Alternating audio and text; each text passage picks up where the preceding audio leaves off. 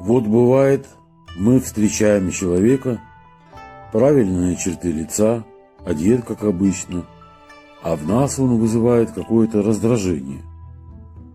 Он еще ни слова не сказал, а нам уже что-то в нем не нравится. От чего это происходит? От того, что мы с этим человеком носители разных духов. Мы так и говорим: человек не нашего духа.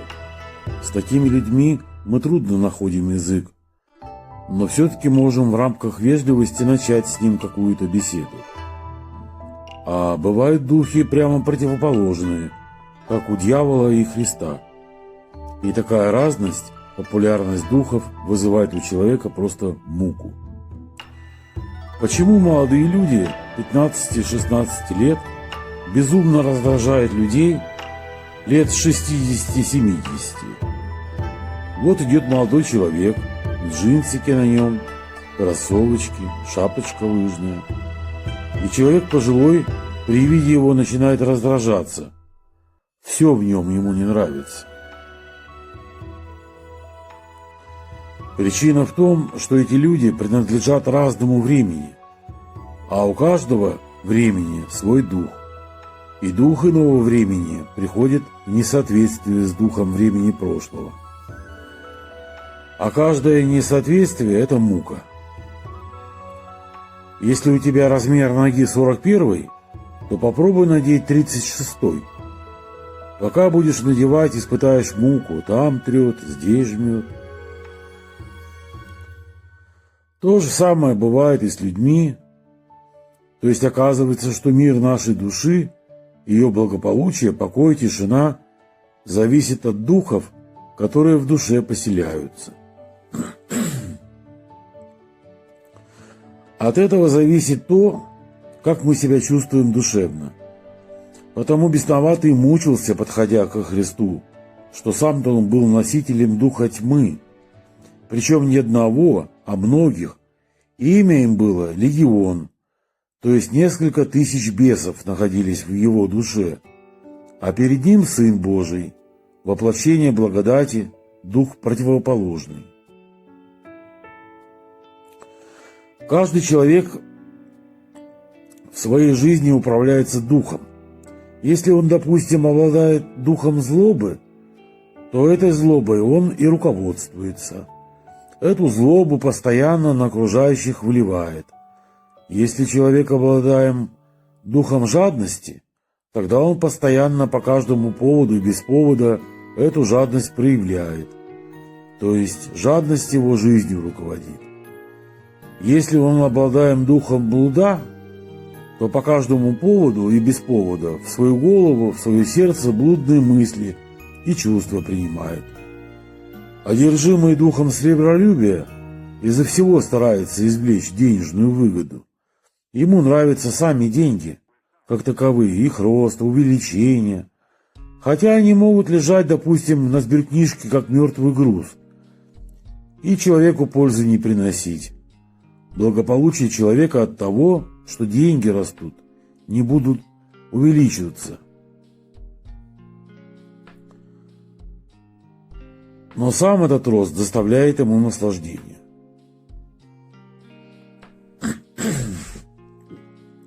И таких духов очень много. Дух объедения, дух гортанобесия, любовь вкусно поесть, многоспание, злоречие, многоглаголание, бесчисленное множество. И в бесноватом человеке, о котором мы сегодня слышали, был легион духов. Но и в каждом из нас, их хотя может быть и не легион, но все-таки очень много. И когда количество нечистых духов в душе человека достигает апогея, человек уже полностью бывает ими порабощен. Он перестает иметь собственную волю. Например, мы знаем, как алкоголику трудно не пить. Почему так? Потому что дух пьянства его пить заставляет.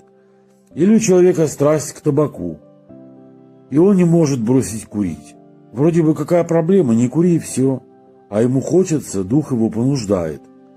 Так дух понуждает и болтать, понуждает сплетничать, вмешиваться не в свои дела, завидовать.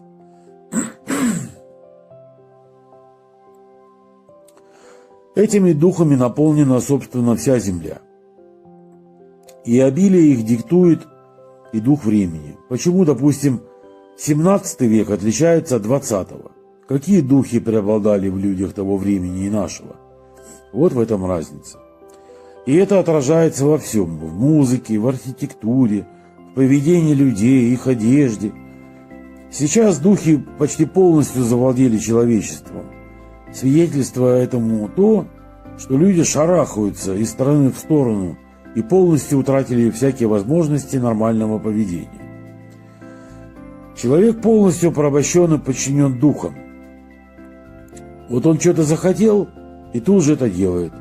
Захотел и ушел от жены, бросил детей, захотел – выпил, захотел – перепил, захотел – хорошо поработал, захотел – плохо, захотел – кому-то вежливо поклонился, захотел – нахамил,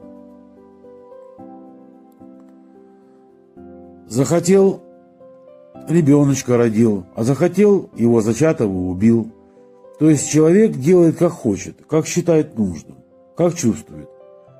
Но все эти чувства навеваются от дьявола. А что же есть истина? Что правда? Как поступить правильно?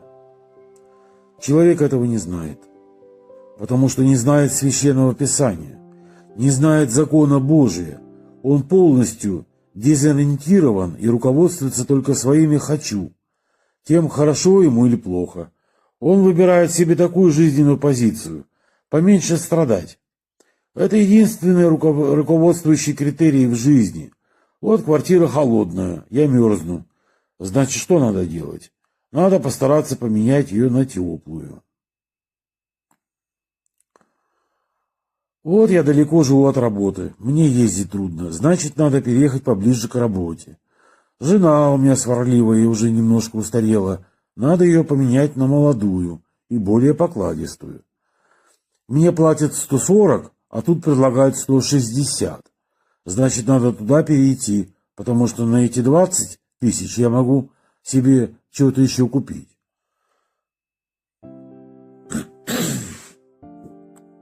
Человек хочет избавиться от страдания. Вот, допустим, он раздражается на кого-то, и раздражение душе его доставляет муку. Что надо сделать? Надо сорвать зло. Сорвал зло – легче. Или у человека зуд, хочется поговорить.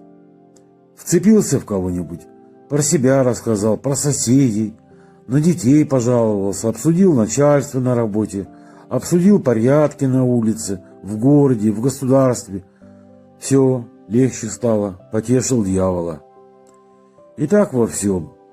Те духи, которые возбуждают желание в душе, заставляют человека идти у них на поводу.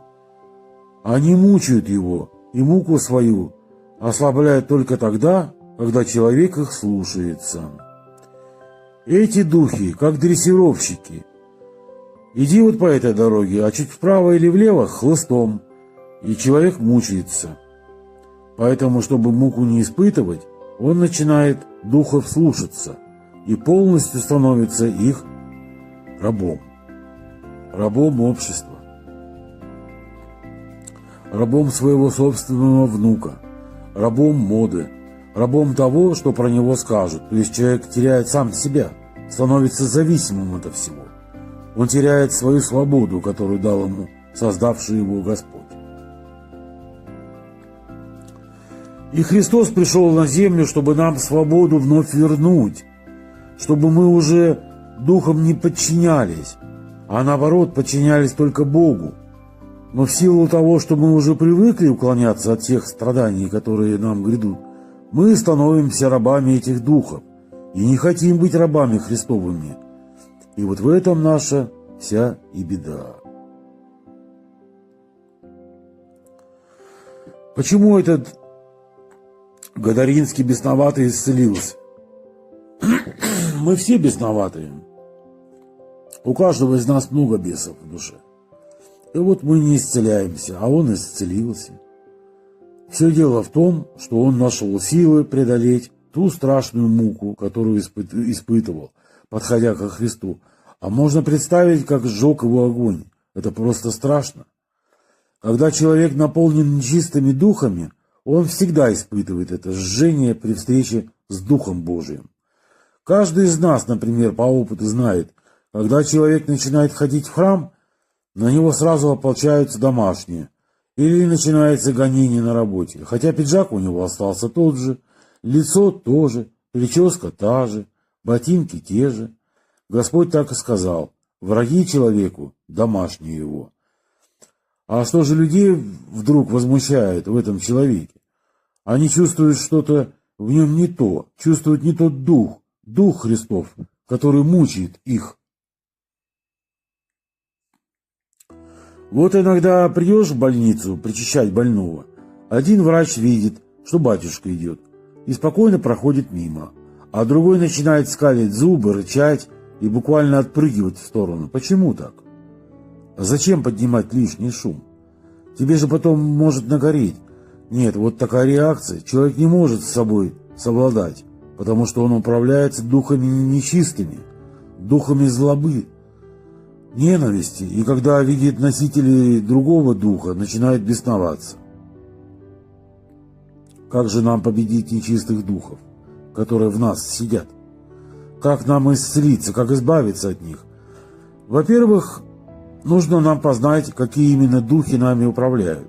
Надо последить за собой, за своими словами, своими мыслями, чувствами, поступками. Тогда мы поймем, что в нас преобладает. Дух ли это зависти? Дух ли клеветы, осуждения, гордости, тщеславия, блуда? Дух ли еще какой-нибудь уныния, допустим, или сребролюбия? И тогда мы вступим с ним в борьбу с помощью Божьей. Конечно, потому что только Христос может исцелить. Как вот этого бесноватого, который, хотя в нем были тысячи бесов, все-таки подошел ко Христу, терпя страшную муку. У него все внутри кипело, и он бы с удовольствием бросился на Христа и растерзал его своими когтями, потому что сила у него была неимоверная. Он железные цепи рвал. Но он так желал исцелиться от этих бесов, что упал и поклонился Господу.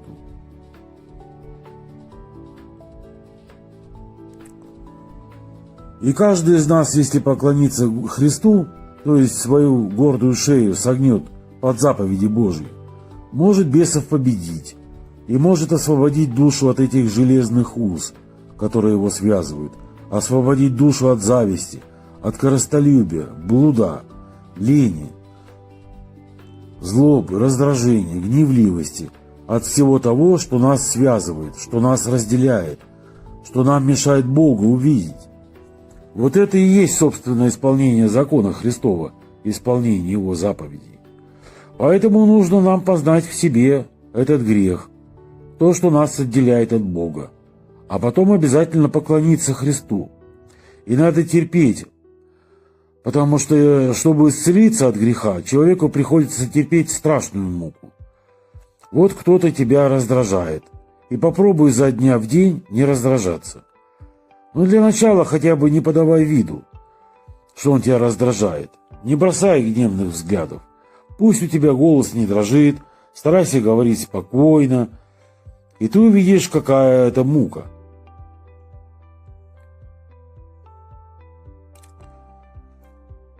Гораздо проще его оттолкнуть, наговорить ему дерзости, нахамить как-нибудь, и сразу на душе будет приятно.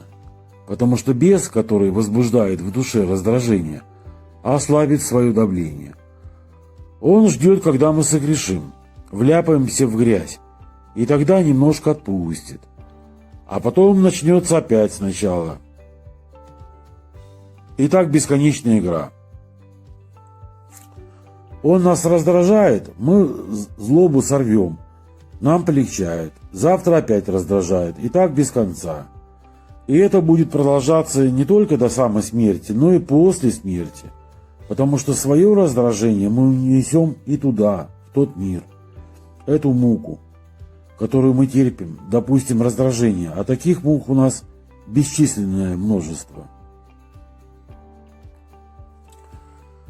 Мы будем терпеть вечно. Вот это и называется вечный огонь. Вот это и называется ад. Здесь-то он тебя раздражает, ты злобу сорвал и полегчало. А там это невозможно. Там раздражение будет в тебе кипеть, а сорвать его будет не на чем. Поэтому адская мука, она в 1000 крат сильнее. А Христос предложил нам другой путь. Вообще освободиться от раздражения. Достичь такого состояния души, когда нас никто не раздражает. Никакой человек. Ни погода, ни низкий оклад, ни то, что прохудился ботинок. Вообще ничто. Когда мы равны и спокойны. И не потому, что нам на все наплевать, а потому, что через терпение мы достигли смирения. Как достигается, допустим, победа над раздражением? Только терпением и молитвой. Только постоянным воздержанием. Вот умру, а не буду раздражаться. А если во мне все-таки закипает раздражение, я начинаю молиться Богу до тех пор, пока оно не уйдет. И так буду делать сегодня, завтра, послезавтра, делать 10 лет, 20 лет, 30, 40, пока раздражение не исчезнет. И так буду поступать с каждым грехом, который я обнаружу в себе.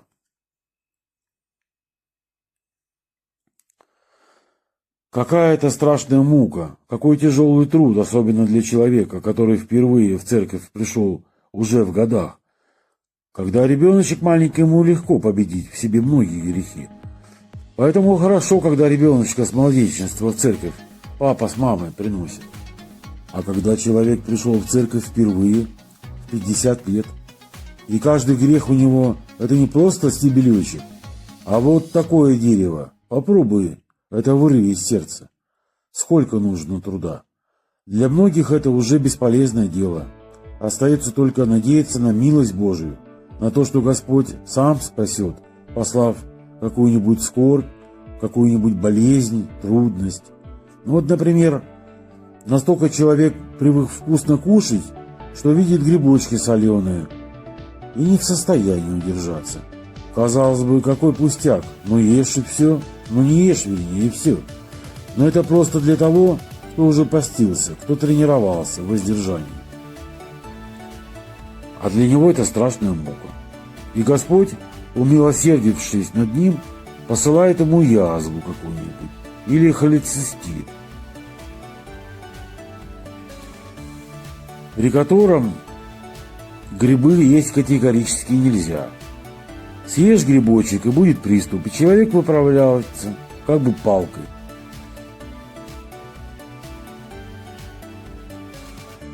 То, что мы не можем доделать в силу своей немощи, Господь по милости своей сам выправляет, давая нам вот такие лекарства. Правда, они горькие и трудные, но если мы хотим душу свою спасти от греха, получить свободу, то мы должны это принимать.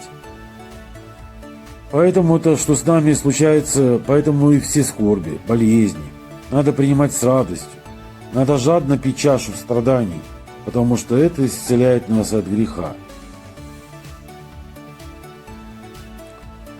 Хотя бес нам все время шепчет: уклонись от страданий, найди какой-то выход, чтобы тебе только не страдать. Он хочет внушить, что нам будет хорошо, только если мы будем беса тешить. Но на самом деле он обманывает нас. Сколько вечером не съешь, хоть целый грузовик еды, завтра будешь еще больше хотеть есть. Это закон. Чем больше человек спит, тем больше у него потребность во сне. Чем больше человек пьет, тем больше ему надо пить. Чем больше он блудит, тем больше ему надо блудить. Чем больше у него денег, тем все больше и больше и больше ему надо. Вот мы в газете читаем: украли у государства 250 тысяч. И удивляемся. Спрашивается, ну что с этими деньгами делать? А они знают, что с ними делать. И им еще мало. Они не просто украли и успокоились. Нет, этот процесс все продолжается и продолжается, потому что грехом человек насытиться не может. Это невозможно. Бес его не оставит в покое. Он будет постоянно дергать за ниточку. А человек, как хампельман, будет все его команды выполнять. Бес дернул за эту ниточку, человек руку поднял. Бес дернул за ту, человек голову повернул. То есть он полностью является рабом беса. И не одного, а многих. И вот из этого складывается его жизнь.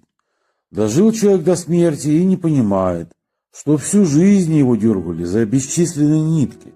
И он по этим ниткам и жил, и не знал даже, что есть Христос, что есть спасение, что есть свобода от греха, есть совершенно новая жизнь.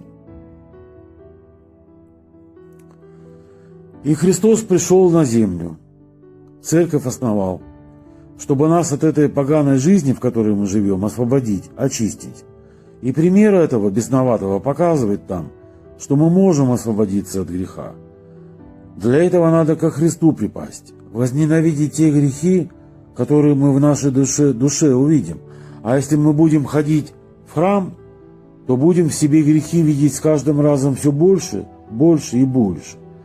Когда человек приходит в храм первый раз, ему кажется, что он хороший, что он никогда никому не сделал ничего плохого. Это бес так устраивает, внушает ему эту мысль. И человек, будучи самым последним грешником, думает про себя, что он глубоко прав, что он может и других учить, и вообще он знает все, как нужно. На самом деле это глубокое заблуждение. И постепенно, познавая себя, познавая Бога, человек видит, что и тут он грешен, и тут, и, наконец, видит свои грехи, как песок морской. Вот тогда-то и начинается процесс выздоровления.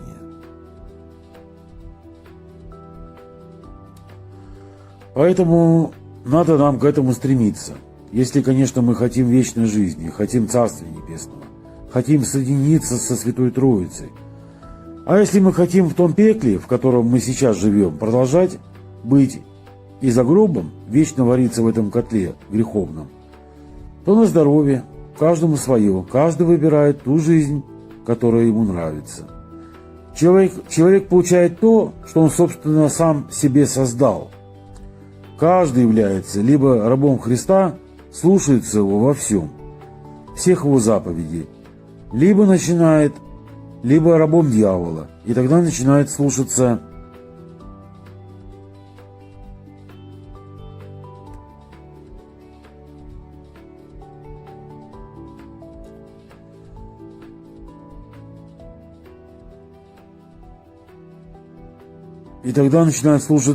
его во всем.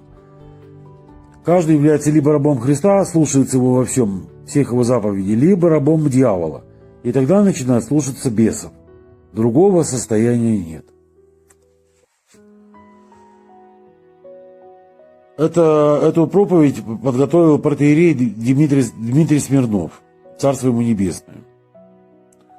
Читал проповедь Владимир Лавров. Во имя Отца и Сына и Святого Духа. Аминь.